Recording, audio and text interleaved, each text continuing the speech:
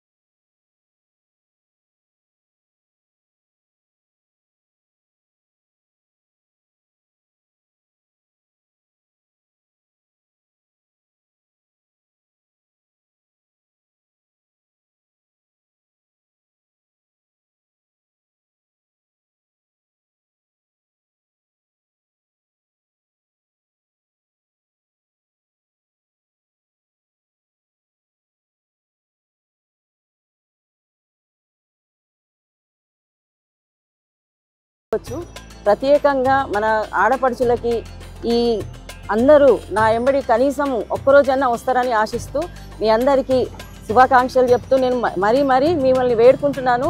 అందరం కలిసి ఒక ఎత్తున మంచి కార్యం చేద్దామనేసి నేను మొదలుపెట్టాను. మీరందరూ నాతో కూడి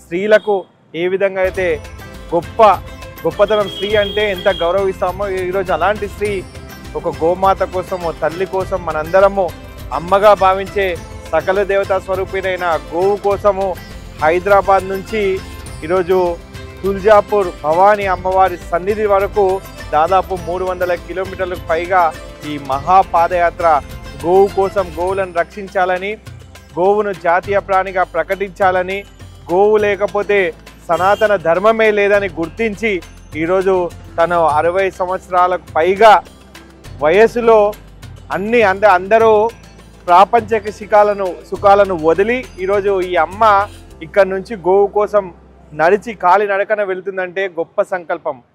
జై గో.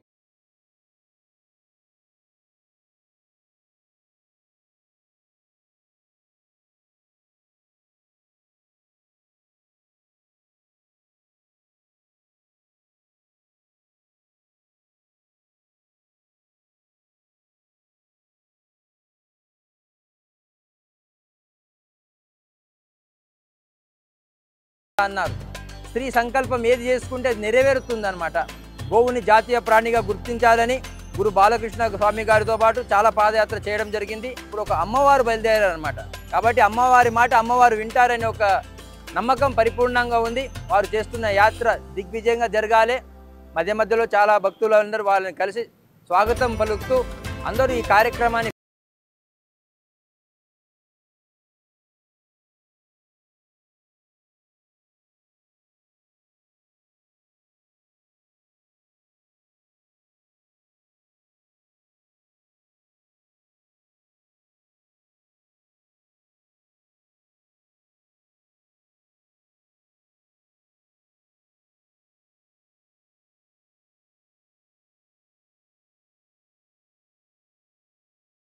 भारत माता की जय.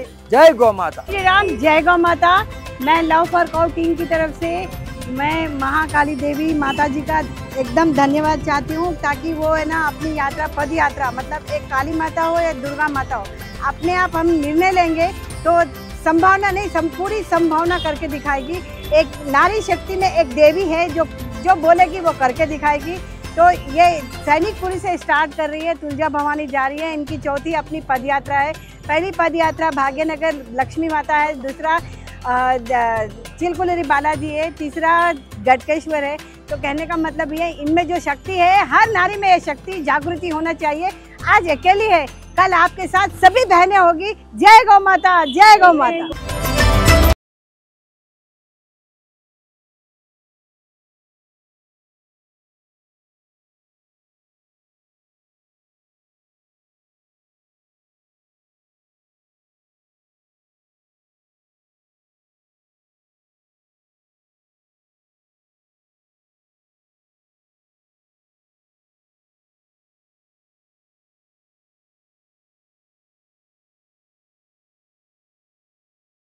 Icon and select all.